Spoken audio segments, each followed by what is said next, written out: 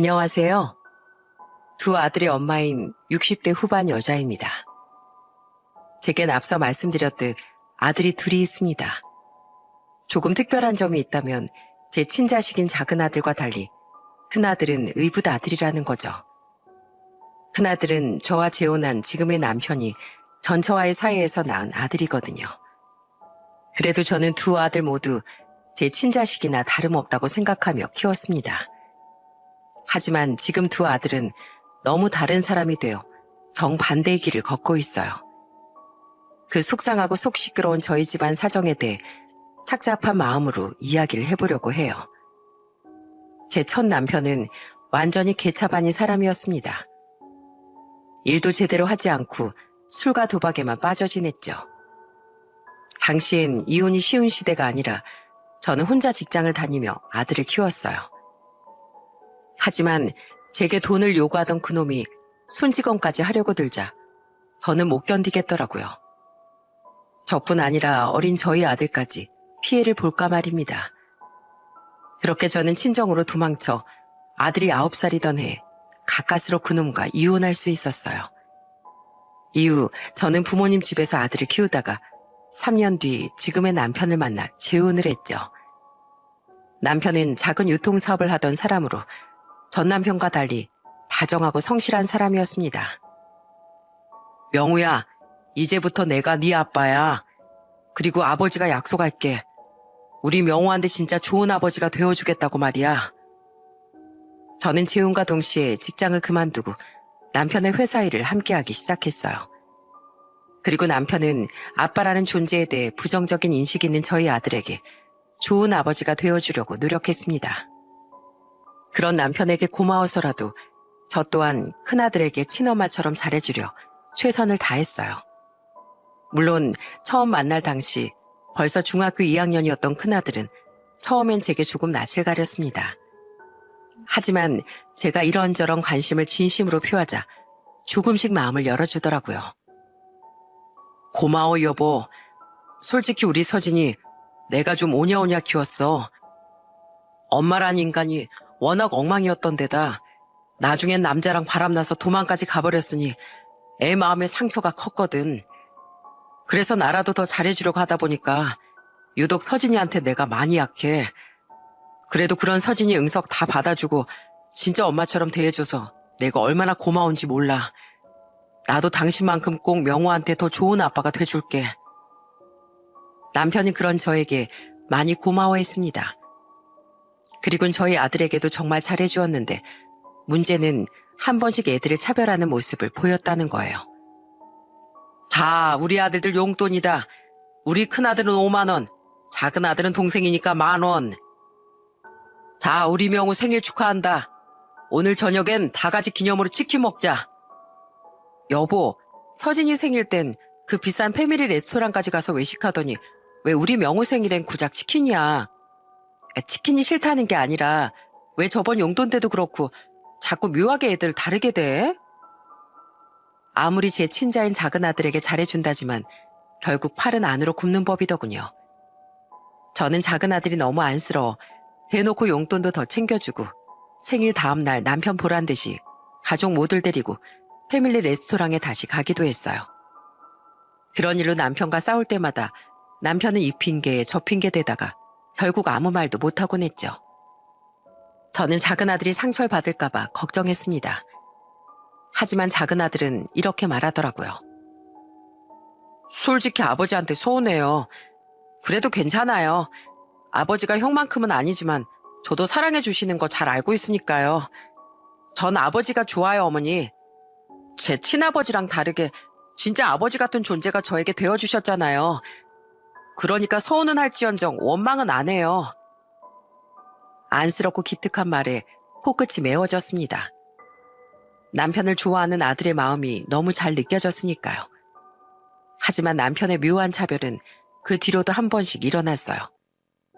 가장 제가 서운했던 건 바로 작은 아들의 수능날이었죠. 우리 명호 오늘 수능 꼭 잘 봐야 한다. 알았지? 화이팅! 아버지 출근한다. 저는 그날 남편이 회사를 늦게 출근할 줄 알았습니다. 왜냐하면 3년 전 큰아들의 수능날엔 회사가 굉장히 바빴음에도 불구하고 남편이 출근을 늦췄거든요. 그리고 큰아들을 수능 시험장 앞까지 데려다주며 내려서 엄청난 응원을 아끼지 않았었죠. 그런데 작은 아들 수능 날엔 급한 회사 일이 없었음에도 불구하고 남편은 작은 아들에게 간단한 응원의 말만 하며 출근을 하려고 했던 거예요. 물론 제가 작은 아들을 수능 시험장에 데려다주고 열심히 응원도 해줬지만 너무 서운하더라고요. 그날 저는 남편과 또다시 다투게 됐는데 그때 남편은 솔직히 털어놓더군요. 내가 앞까지 따라간다고 명우가 시험을 더 잘 봐? 명우 수능 잘 봤다며 그럼 된 거지. 꼭 회사 출근까지 늦추고 거기까지 따라가는 극성 부모가 돼야 하는 거야? 나 우리 회사 사장이야. 회사 일이 얼마나 중요한데. 그런 사람이 서진이 때는 왜 그랬어? 그때 회사가 더 바빴는데도. 그건 그래, 솔직히 말할게. 나도 처음엔 내가 애들을 절대 다르게 생각하지 않을 줄 알았어. 근데 서진이가 자꾸 명우가 자기 물건을 탐내고 자기 질투한다는 거야. 당신은 자기만의 엄마인데 탐내지 말라는 말도 했다는데 좀 화가 나더라고. 서진이가 상처받은 것 같아서 서진이 기 살려주려고 좀 더 잘해주고 편들어준 것도 있었어. 근데 시간이 계속 흐르면서 보니까 착한 명우가 절대 그럴 애가 아닌 것 같더라. 그제야 난 철없는 서진이가 이간질한 걸 알게 된 거야. 그걸 깨닫고 당신하고 명우 모르게 서진이를 크게 혼돈했어. 그런데 생각해보니까 만약 서진이가 그런 모함을 하지 않았어도 내가 왠지 조금이나마 서진이한테 더 잘해주지 않았을까 싶더라고. 아무래도 내 친아들이고 아픈 손가락이다 보니까 나도 모르게 말이야. 남편은 두 아들을 차별 없이 대해준 저에게 진심으로 고마워하고 있다고 말했습니다. 또한 자기도 모르게 한 번씩 두 아이를 다르게 대하긴 하지만 작은 아들을 사랑하는 건 진심이라고도 했죠. 나도 내가 잘못한 거 알아. 그리고 안 그러려고 하는데도 가끔 이런 행동이 나와서 나도 당황스러워. 미안해 여보. 앞으로 나도 더 신경 쓰고 안 그러려고 노력할게. 이렇게 전공법으로 나와버리니 뭐라고도 할 말이 없더군요. 저는 그런 남편에게 제발 애 마음에 상처만 주지 말라고 부탁을 했죠. 그 뒤로도 이런 크고 작은 일은 한 번씩 생겼지만 그래도 평소엔 작은 아들에게 잘하던 남편의 모습에 우린 계속해서 가족의 모습을 지켜나갈 수 있었어요. 두 아들은 서로 다른 대학에 진학했는데 그때부터 두 아이는 본격적으로 달라지기 시작했습니다. 열심히 대학 공부에 매진하던 작은 아들과 달리 큰 아들은 용돈을 탕진하며 술 먹고 놀기 바쁘더군요. 아무리 잔소리를 해도 원래 대학 시절은 다 이런 거라며 큰 아들은 큰 소리를 뻥뻥 쳤죠. 남편도 저도 그런 큰 아들이 너무 큰 골칫거리였어요. 그런데 큰 아들이 대학을 졸업하기 전 우리에게 더 큰 골칫거리가 생겼습니다. 여보, 걱정하지 마. 우리 분명 잘 해낼 수 있어.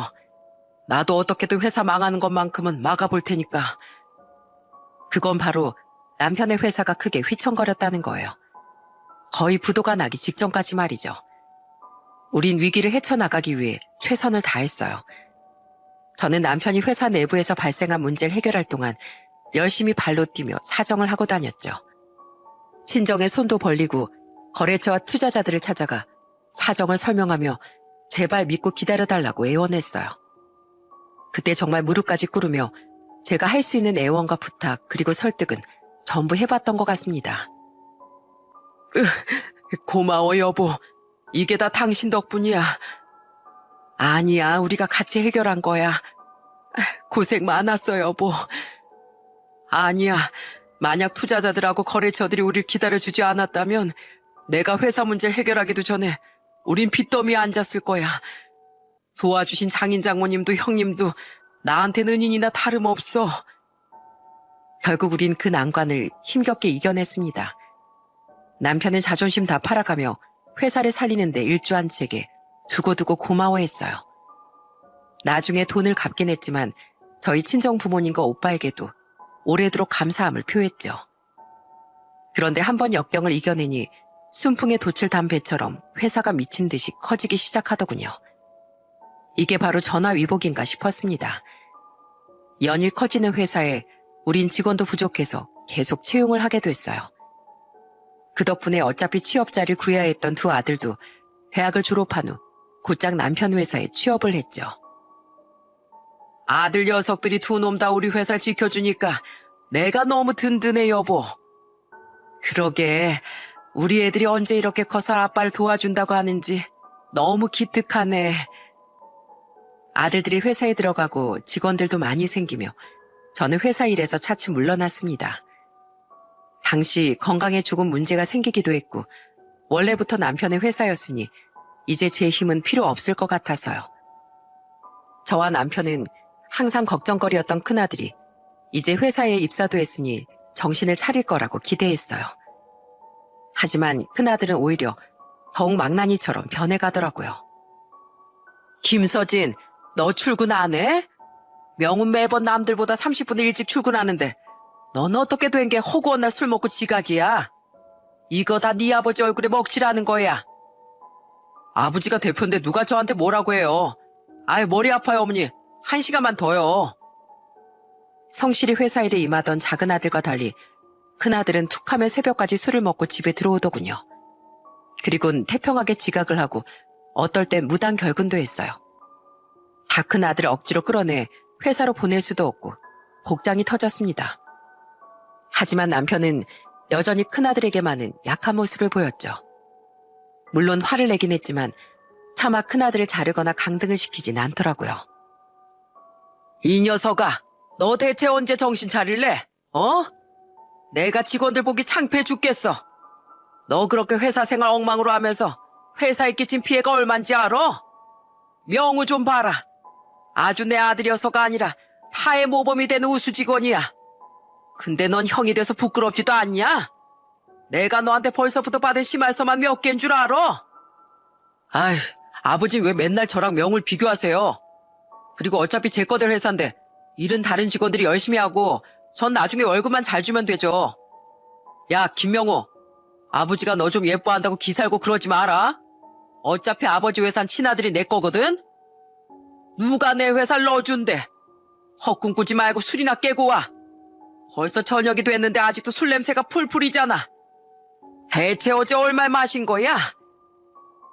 큰아들은 자신과 다르게 모범적인 작은아들을 대놓고 시샘하기도 했어요. 게다가 그래도 20대 초반까진 저를 많이 따랐는데 제가 자꾸 잔소리를 하니 저도 불편해하더라고요. 자신을 위해서 하는 소린데 그냥 듣기가 싫었던 거죠. 이놈이 대체 언제 정신 차리려나 답답하기도 하고 남편이 큰아들을 그만 감싸줘야 할 텐데 걱정도 됐어요. 하지만 남편은 그래도 내 자식인데 어떻게 중징계를 주거나 회사에서 쫓아내냐 하고 머리만 극적거렸죠. 그렇게 우리의 속만 태우던 큰아들은 결혼도 정말 마음에 안 드는 며느리를 데려와 했습니다. 이름이 주희라고? 반짝거리는 옷을 참 좋아하나 보구나.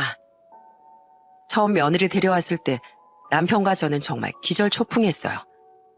며느린 첫 만남 자리인데도 불구하고 번쩍거리는 짧은 원피스와 뾰족 구두, 새빨간 립스틱에 가슴골이 다 보이도록 옷이 페이기까지 했더라고요. 솔직히 어디서 저런 술집에서나 볼 법한 여자를 데려왔나 싶었습니다. 남편도 얼마나 기가 찼으면 저런 말을 내뱉었죠.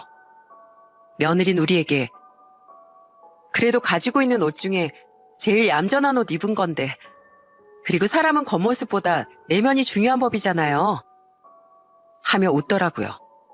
우린 그 결혼을 결사 반대했습니다. 심지어 아버지는 없고 어머님 벌써 3번째 재혼을 해서 대만에 가서 살고 있다는데 거기다 백수라고 당당하게 말하기까지 하니 정말 마음에 드는 구석이 하나도 없었어요. 그런데 큰아들은 그 여자 아니면 죽겠다는 말까지 스스럼 없이 하지 않겠어요? 진짜 마음은 착한 여자라고요. 그리고 장모님 되실 분이 재혼 좀 할 수도 있죠. 두 분도 재혼이시잖아요.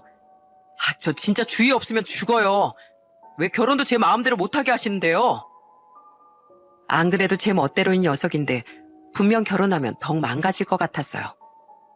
하지만 큰아들에게 약했던 남편은 결국 항복을 하고 말았습니다. 못마땅했지만 거의 몇 달을 졸라댔으니 반대한다고 한들 큰아들이 포기할 것 같지 않았거든요. 뭐? 10억짜리 아파트를 선물하겠다고? 너무 비싼 거 아니야? 그래도 이 김용훈이 아들이 장가 가는데 이 정도 기는 살려줘야지. 그때 남편은 큰아들에게 무려 서울에 10억짜리 아파트를 해주더군요. 정말 굉장히 놀랐어요. 아무리 서울이어도 그렇게 비싼 집을 해줄 거라곤 예상하지 못했거든요. 아무리 회사가 잘 됐다고 해도 솔직히 우리 입장에서도 많이 큰 돈이었어요. 하지만 자식이 결혼하는데 뭐든 해주고 싶은 게 부모 마음 아니겠습니까? 놀라긴 했지만 저는 이내 남편에게 잘 생각했다고 말해주었죠. 얘 어머마, 너 대체 술을 얼마나 마시는 거야? 애들 엄마라는 애가 왜 이렇게 술을 달고 살아? 저희 남편도 그러는데요, 뭘. 저희 술집에서 만난 거 아시잖아요. 그리고 저희 아들하고 딸은 어머님이랑 아버님이 봐주고 계시는데 이럴 때 더 들이부어야죠. 제발 아니길 바랐지만 역시나 며느린 예상한 대로였어요. 솔직히 예상보다 더했죠. 나중에 알고 보니 며느린 여자가 술 따라주는 술집에서 일을 하다 큰아들을 만났다는군요. 그것만으로도 기가 찼는데 이미 결혼시킨 거 어쩌겠어요. 게다가 며느린 손자와 손녀를 임신했던 기간을 빼면 저희 집에 올 때마다 항상 비싼 양주만 골라서 만취할 때까지 마셔댔어요. 죽이 세상에서 제일 잘 맞는 큰아들과 함께 말입니다. 그나마 명절과 우리 생일 때 빼곤 집에 오지도 않아 그 꼴을 자주 안 볼 수 있는 게 유일한 위로였죠. 아이고, 내가 진짜 서진이 그놈 때문에 못 살겠어, 여보. 왜? 걔 또 회사에서 사고 쳤어? 말해봐야 입만 아프지. 그놈 결혼하고 나선 그나마 자기 깨우고 다그쳐주던 당신이랑 떨어져 사니까 지각은 아주 상습에 무단결근까지 해. 당신 대표로서 걔 그냥 두고만 보면 안 돼. 다른 직원들이 어떻게 생각하겠어. 나도 알지. 아휴, 자식이 진짜 왼수다, 왼수야. 그놈이 명우 판만 닮았어도. 큰아들은 회사 생활 동안 점점 더 개차반으로 해갔습니다. 하지만 남편은 답답해하면서도 여전히 큰아들을 회사에 내버려뒀어요. 그래도 이건 아닌 걸 아는지 큰아들을 떠올리면 제게 민망해하곤 했죠. 그렇게 큰아들 부부 때문에 속 끓이던 우리에게 유일한 희망은 작은아들이었습니다. 그리고 그런 작은아들이 큰아들이 결혼한 지 4년 만에 결혼을 한다고 했을 때 우린 쌍수를 들고 환영했어요. 처음 보고 경악을 했던 큰며느리와 달리 작은 며느린 참 성실하고 착한 아이였거든요. 그래, 부모님은 두 분 다 학교 선생님이셨다고? 네, 그래서 제가 학교 선생님 말고 그냥 일반 회사원 된다고 했을 때 많이 아쉬워하셨어요.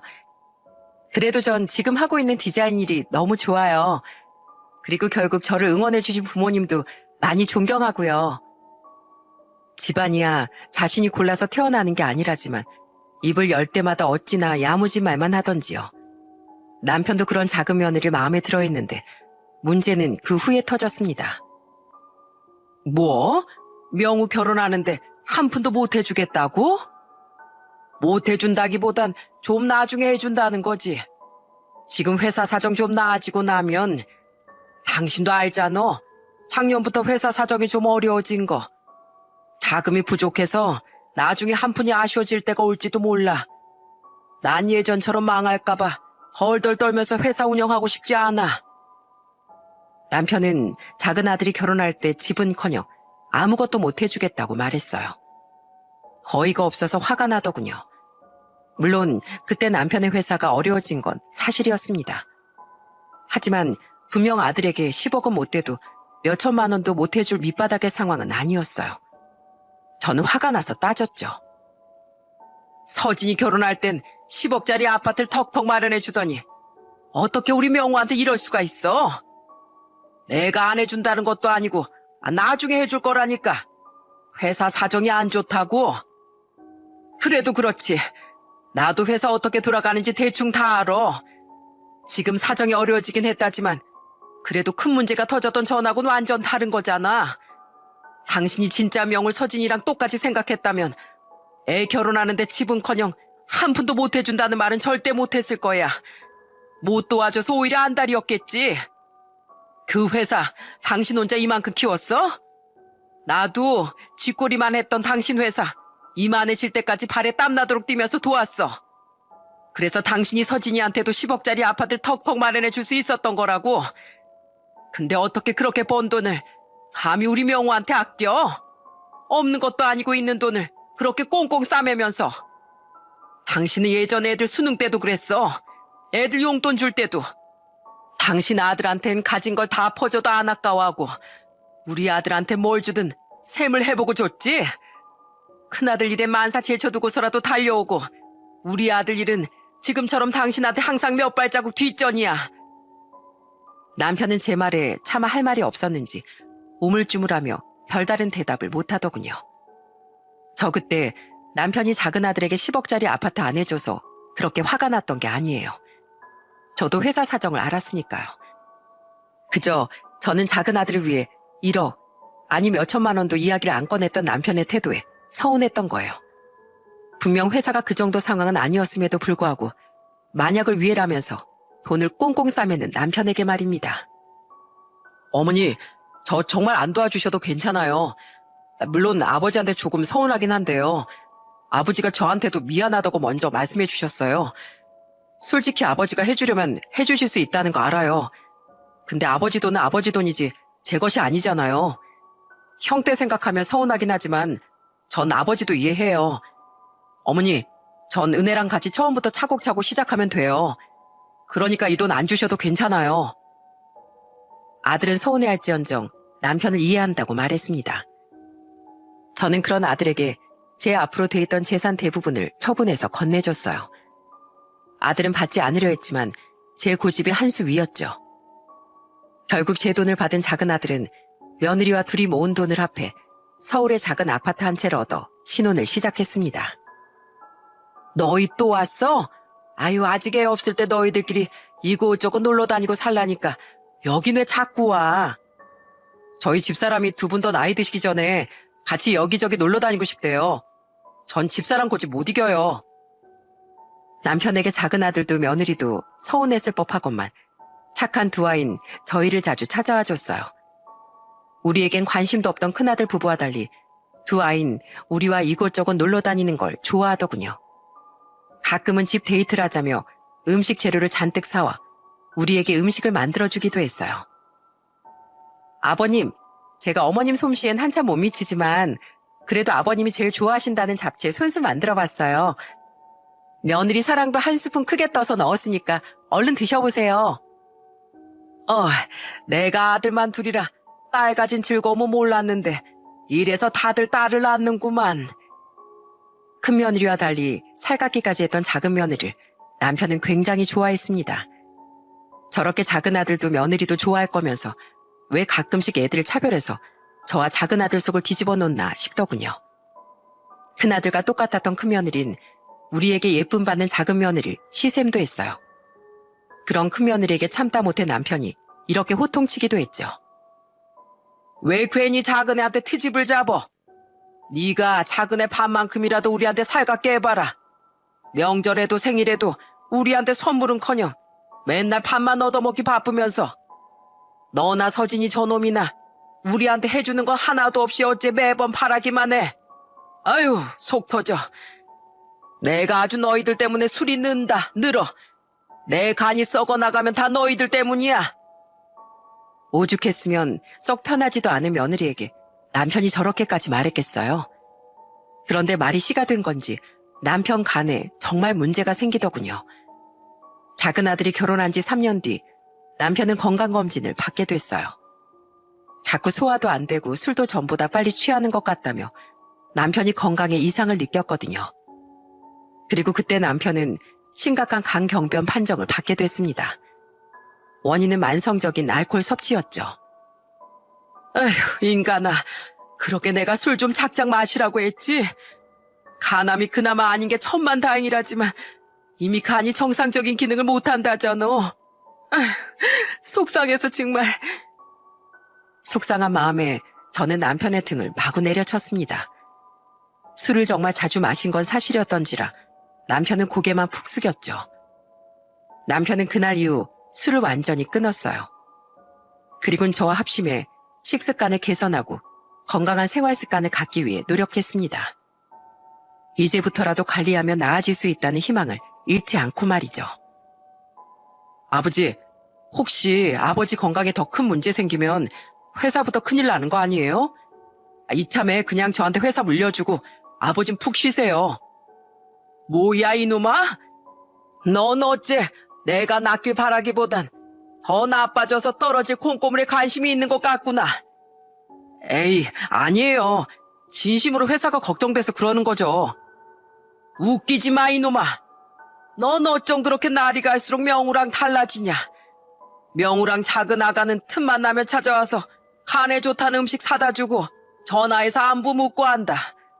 심지어 명훈 내 건강 체크하겠다고 꼭 사람들 없는 시간 골라서 대표실까지 찾아와. 그것도 출근하는 날마다 매일매일. 그런데 넌 평생 연락 한 번 없다가 뭐? 회사를 물려줘? 당장 내일 아침에 지각이나 하지 마라 이놈아.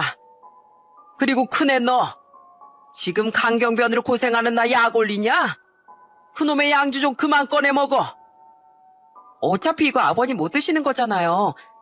그럼 저 안 마실 테니까 이따 이것들 집에 가져가도 돼요? 안 돼. 차라리 다 내다 팔 거야. 남편을 진심으로 걱정하던 작은 아들 부부와 달리 큰아들 부부는 남편의 화를 도두기만 하더군요. 저는 한 번은 큰아들을 붙잡고 진심으로 타이른 적이 있어요. 서진아, 네 아버지 보기에 멀쩡해 보여도 정말 심각한 상황이야. 네가 아무리 속을 썩여도 네 아버지가 널 끔찍이 위한다는 건 너도 잘 알잖니. 그러니까 네 아버지를 위해서라도 이제 제발 정신 좀 차리려무나. 어? 회사도 좀 열심히 나가고. 저 지금도 열심히 하고 있어요. 어머니는 예전부터 너무 잔소리가 많으세요. 뭐야? 엄만 진심으로 널 걱정해서 하는 말인데 너 진짜 그렇게 건방지게 말할래? 아유, 아니 알았어요. 열심히 할게요.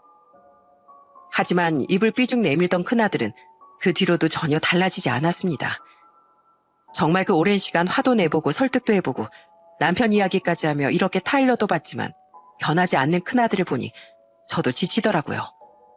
그건 남편도 마찬가지였죠. 그리고 큰아들 때문에 걱정이 이만저만이 아니던 남편에게 결국 절망적인 불행이 찾아왔어요.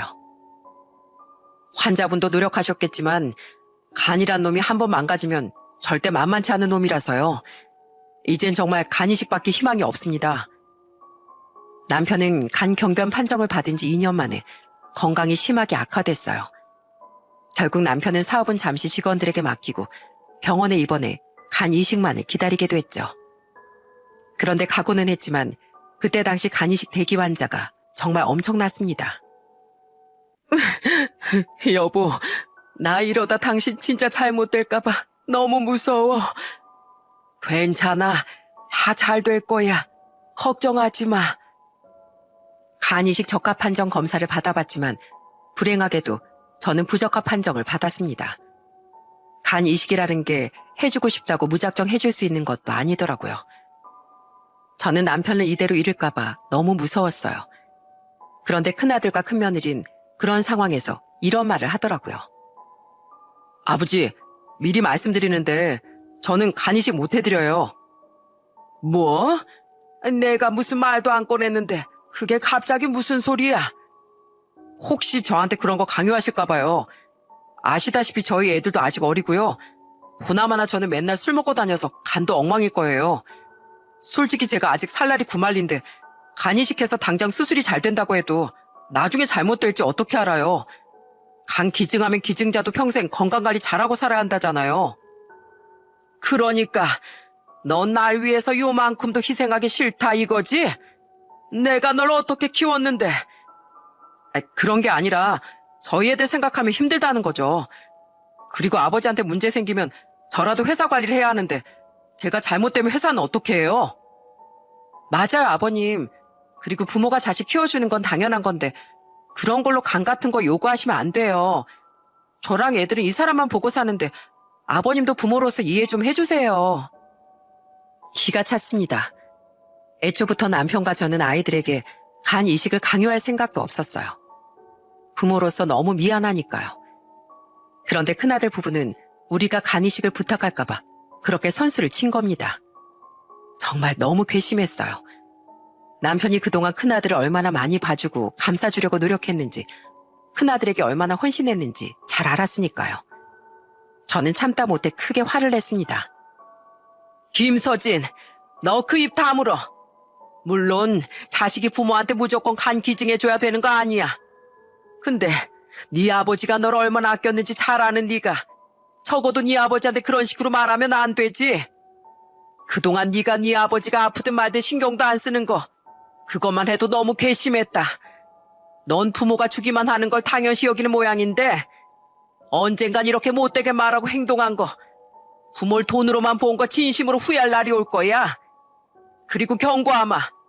뚫린 입이라고 그렇게 함부로 말하고 다니면 너 진짜 큰 코 다쳐. 어멈 너도 하고 싶은 말이 있어도 할 말 못할 말 장소 가리면서 해. 적어도 네가 애들 키우는 엄마라면 애들한테 창피한 너만 되지 말라고. 당신 말 한 번 잘했어. 이 서진이 이놈아, 내가 널 정말 금수로 키웠구나. 며느리 쟤야 남의 집 자식이라 생각하고 그냥 넘긴다지만 널 잘못 키웠다는 게 이 순간 너무 뼈저리게 느껴져서 가슴이 아프다. 네 엄마 말이 100번 맞았어. 널 이렇게 오냐오냐 키우는 건 널 이토록 망치는 길이었는데, 내가 어린 시절 상처가 많았던 너한테 차마 모질게 굴지 못했던 게 이렇게 널 망가뜨린 거야. 아 진짜 내가 안 주겠다는데 어머니도 아버지도 왜 그렇게 난리예요? 그리고 어머니, 따지고 보면 어머니 남 아닌가요? 전부터 왜 자꾸 절 못 잡아먹어서 안달이에요? 아버지, 어차피 아무리 그렇게 말씀하셔도 따지고 보면 남인 명호한테 회사 줄 거 아니잖아요. 그러니까 얼른 회사 저한테 물려주긴 하세요. 저는 간 못 들이니까 얼른 후일이나 대비해 놓으시라고요. 아니면 그렇게 예뻐하는 명호한테 간 떼달라고 하시던가요. 뭐야? 이놈이. 우리 둘 모두에게 혼이 난 큰아들은 잔뜩 심통이 난 모양이더군요. 하지만 그래도 할 말이 있고 못할 말이 있지. 큰아들은 결국 선을 넘더라고요. 저에게 남이라고 한 큰아들의 말에 저는 큰 상처를 받았습니다. 그리고 저보다 더 크게 화를 내며 남편은 큰아들의 뺨을 후려쳐버렸어요. 남편은 애들에게 회초리 한번 든 적이 없었기에 저도 큰아들도 모두 놀라 벙쪘죠. 아버지, 지금 저 때리신 거예요? 그래, 내가 널 진즉 이렇게 훈육하거나 아예 쫓아내버렸어야 했는데 이제라도 그렇게 해야겠다. 감히 네 엄마가 널 얼마나 지극정성으로 키워줬는데 그딴 말을 해? 그리고 뭐 회사? 어림없는 소리 하지 마라. 내가 죽는 안이 있더라도 차라리 명호한테 주지. 회사 너한텐 절대 안 준다. 그리고 내 재산도 앞으로 넌 한 푼도 못 받을 줄 알아. 아버지, 그런 게 어딨어요? 에? 알았어요. 저 검사 받을게요. 적합 판정 나오면 간이식 해드리면 되잖아요. 네? 근데 부적합 나오면 그건 어쩔 수 없는 거예요? 웃기지 마라. 거짓말인 거 뻔히 다 보여. 그리고 이미 늦었다. 난 널 감싸줄 만큼 감싸줬고 그게 잘못됐다는 걸 오늘 톡톡히 깨달았어. 넌 내가 죽든 살든 앞으로 국물도 없을 줄 알아. 썩 꺼져 이놈아. 어머니, 조금 전에 제가 남이다 뭐다 한 말은 그냥 다 한 말인 거 아시죠? 아버지 흥분 좀 제발 가라앉혀 주세요. 아버지 지금 완전 제정신 아니에요. 아니, 네 아버진 내가 본 중에 지금 너한테 제일 옳은 말을 하고 있어. 너 오늘 확실히 알아둬라 서진아. 아무리 부모 자식 간이라도 서로 기본적 도리는 해야 그 관계가 유지되는 거야. 넌 오늘 네 아버지한테도 나한테도 돌이킬 수 없는 실망을 줬다. 난 네 아버지 전혀 말릴 생각 없으니까 이만 돌아가. 큰아들과 큰며느린 남편이 그렇게 강하게 나올 거라곤 전혀 생각지 못한 것 같았어요. 그제야 놀라서 두 사람 다 싹싹 빌었지만 저와 남편은 그 둘을 병실에서 내쫓아버렸습니다. 그때 남편은 큰아들이 간을 주지 않아서가 아니라 자신의 목숨이 바람 앞에 촛불이었는데도 벌써 유산만 노리고 있던 큰아들에게 깊은 분노와 배신감 그리고 상처를 받은 거예요. 저 또한 마찬가지였던 데다 저에게 남이라고 한 큰아들의 말에 마음의 문이 닫혔던 거죠. 그런데 그런 큰아들에게 받은 남편의 상처를 다음날 작은아들이 찾아와 어루만져 주더군요. 그것도 전혀 예상하지 못한 일로 말입니다. 아버지, 몸은 좀 괜찮으세요? 어제 어머니께 들었어요. 형 얘기요. 많이 속상하셨죠? 에휴, 다 내가 자식을 그렇게 키운 걸 속상할 자격이 어디 있겠니? 아버지, 저 사실 아버지랑 어머니 몰래 간이식 적합검사 받았었어요. 집사람하고도 다 상의한 일이고요. 먼저 제가 간 기증 해드리겠다고 말하려다가 혹시 부적합 판정이 나면 실망하실까봐 이제 말씀드리는 거예요. 저는 적합 판정을 받았거든요. 아버지랑 피 섞인 친자식도 아닌데 참 다행이죠? 뭐? 네가 나한테? 저도 남편도 깜짝 놀랐습니다. 작은 아들은 남편에게 간 기증을 하기 위해 이미 준비를 하고 있었던 거예요. 놀란 남편은 이내 눈물을 뚝뚝 흘리기 시작하더군요. 하지마 명우야. 내가 무슨 염치로 너한테 그런 걸 받을 수 있겠니? 너도 알지 않니? 내가 가끔 너랑 서진을 차별했던 거. 물론 내가 널 사랑하긴 했지만 내가 자꾸 팔이 안으로 굽고 서진이 편을 들었었지 않니?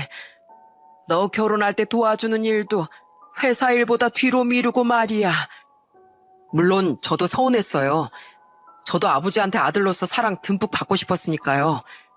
근데 아버지, 그래도 저 아버지가 저 많이 사랑해 주신 거 잘 알고 있어요. 친자식도 어쩔 수 없이 더 마음이 가는 자식이 있다는데 당연히 아버지도 그럴 수 있었을 거라 생각해요. 아버지, 친자식도 아닌 저 이만큼 잘 키워주신 거 보통 일 아닌 거 잘 알아요. 그러니까 그 은혜에 이렇게 보답해드리고 싶어요. 넌 대체 애가 왜 이렇게 착한 거니? 고맙다 명우야. 그리고 정말 미안했다. 네가 서진이 그놈간 비교도 안 되게 날 친정으로 생각해주는 자식이었는데 내가 그런 너한테 참 너무했었어. 작은 아들의 속 깊은 말에 남편은 두 손에 얼굴을 묻고 펑펑 울었습니다. 미안했던 거죠. 남편도 그동안의 일이. 그 마음을 잘 안다는 듯 작은 아들은 남편을 꼭 안아주었어요. 그 모습을 지켜보던 저도 작은 며느리도 눈물을 글썽였습니다. 저는 작은 아들이 간을 기증했다는 일을 말리지 않았어요. 아들의 건강이 염려된 건 사실이지만 그만큼 남편도 꼭 살길 바랬거든요. 얼마 뒤 두 사람은 수술에 들어갔고 저는 수술 시간 내내 두 사람이 제발 무사히 나와주길 간절히 기도했습니다.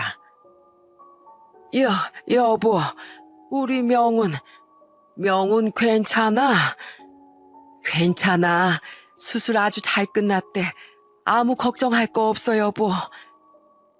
다행히 이식 수술은 아주 성공적으로 끝났습니다. 수술 후 첫날 아직 의식이 온전히 회복되지 않았던 남편은 눈을 뜨자마자 작은 아들의 안부부터 묻더군요. 그리곤 제 대답을 듣자마자 눈물을 주르륵 흘리더니 다시 의식을 잃었죠. 그리고 남편의 건강부터 물은 건 남편처럼 잠시 깨어났던 아들도 마찬가지였습니다. 두 부자의 눈물겨운 사랑에 가슴이 괜히 뜨거워지더라고요. 두 사람은 모두 무사히 회복 후 작은 아들은 2주 뒤, 남편은 4주 뒤에 퇴원을 했습니다.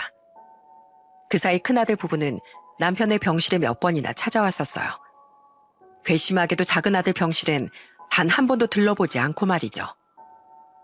아버지, 저도 진짜로 그 뒤에 적합검사를 받아보려고 했거든요. 근데 명우 걔가 먼저 선수 쳤던 거예요. 아주 교활한 놈이라고요. 맞아요, 아버님. 이 사람 말 진짜예요. 그리고 저희가 이렇게 늦게 찾아온 건 저희 남편이 아버님께 너무 죄송해해서 차마 찾아올 엄두도 못 냈어서 그래요. 절대 저희가 아버님이 서방님한테 진짜 간이식 받을 때까지 기다렸다가 찾아온 거 아니라니까요. 아주 속이 훤히 보이는구나. 훤히 보여. 썩 나가 둘 다. 아무리 찾아와도 난 더 이상 서진이 너한테 회사도 재산도 물려줄 생각 없으니까. 지금 네 아버지한테 안정이 제일 중요한 거 모르니?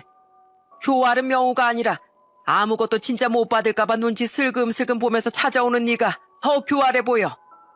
그러니까 어멈 데리고 얼른 나가라. 또 찾아오면 그땐 병원 보안요원 부를 거야.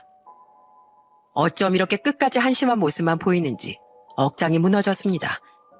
하지만 저도 남편도 더 이상은 큰아들의 철없음을 받아줄 생각이 더는 없었죠.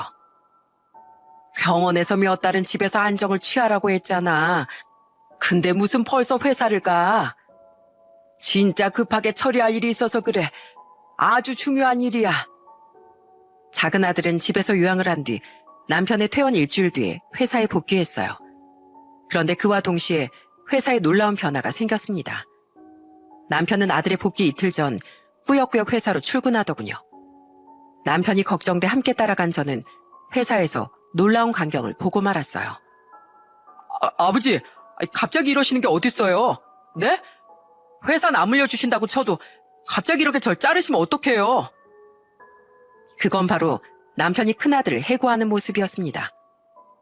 그동안 남편은 수시로 직원들과 통화를 하며 회사 상황을 체크했다고 해요. 그런데 남편이 병원에 있던 사이 큰아들은 아주 물 만난 물고기가 되어 회사 생활을 개판으로 했다는군요. 툭하면 무단결근에 점심시간에도 반주를 먹었다고 했죠. 그러다가 큰아들은 아주 중요한 미팅까지 파토를 내버린 거예요. 남편은 그동안 큰아들에게 받아놓은 심할서들과 큰아들이 그동안 친 사고들에 대한 자료를 정리해 큰아들을 해고하기 위해 회사에 갔던 겁니다. 너 때문에 이번에 회사에 난 손실이 얼만 줄이나 알아? 게다가 그동안 네가 친 사고들을 다 합하면 아마 작은 회사도 세울 수 있을 거다. 너 같은 직원은 우리 회사에 앞으로 필요 없어. 난 그동안 기회를 줄 만큼 줬고 너는 우리 회사를 결국 말아먹을 널 내 회사에 둘 수 없다. 그러니까 당장 나가. 아버지, 저 앞으로 똑바로 할게요. 네? 잘못했어요.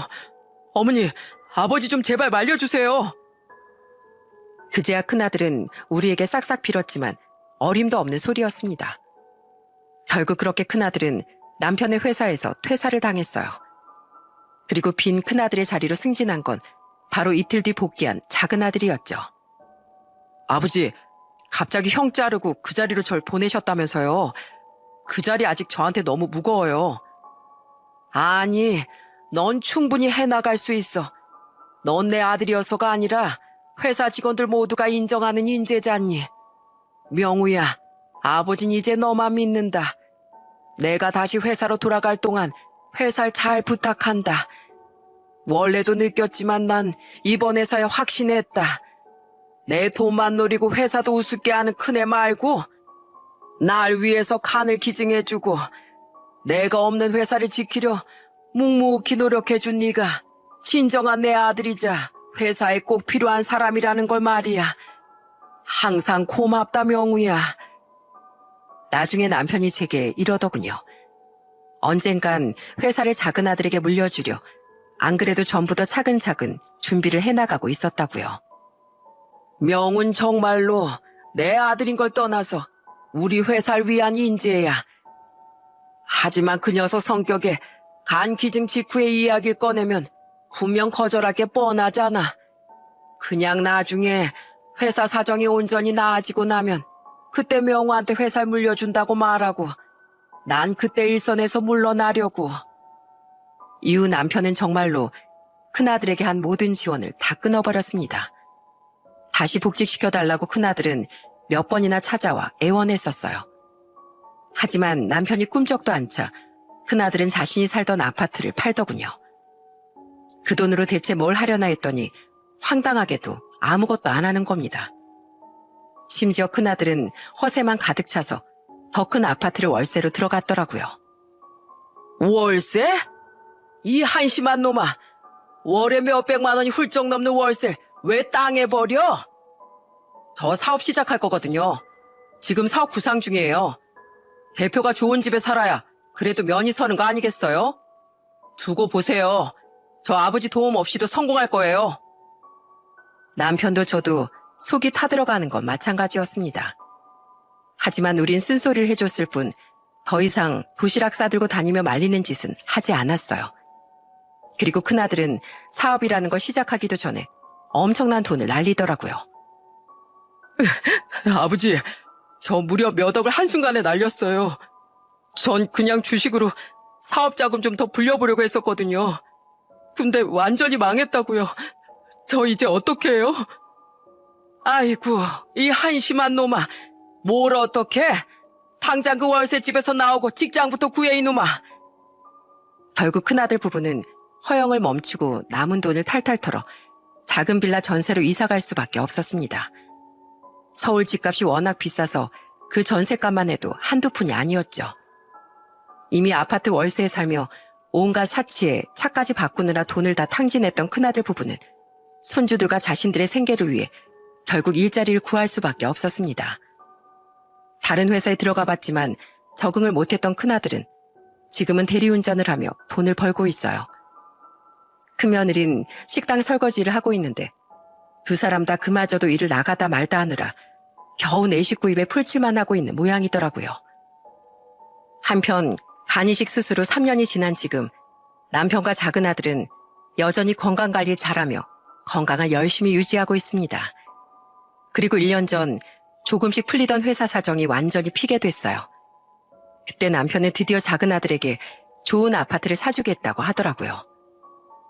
이 아버지가 정말 안 해주려고 한 게 아니라 정말 까딱 잘못하면 예전 부도가 날 뻔했던 때처럼 될까봐 무서워서 겁을 냈던 거다. 정말 회사가 나아지면 너한테 집을 마련해 주려고 했었어. 그리고 솔직히 팔은 안으로 굽는다고 무리하면서까지 너에게 아파트를 해주는 게 조금 아까웠던 것도 사실이다. 하지만 내게 제일 중요한 건 회사도 회사지만 날 진짜 부모라고 생각해줬던 너였다는 걸 지금은 안다. 그때 많이 서운했지? 미안했다 우리 아들. 아니에요 아버지. 예전에 어머니가 도와주신 덕에 지금 아파트에서도 잘 살고 있는데요. 그건 네 엄마가 너에게 준 거고 이 아버지는 아무것도 안 해줬잖니.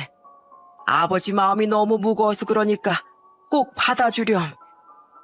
7년 전에 너에게 이미 줬어야 했던 거야.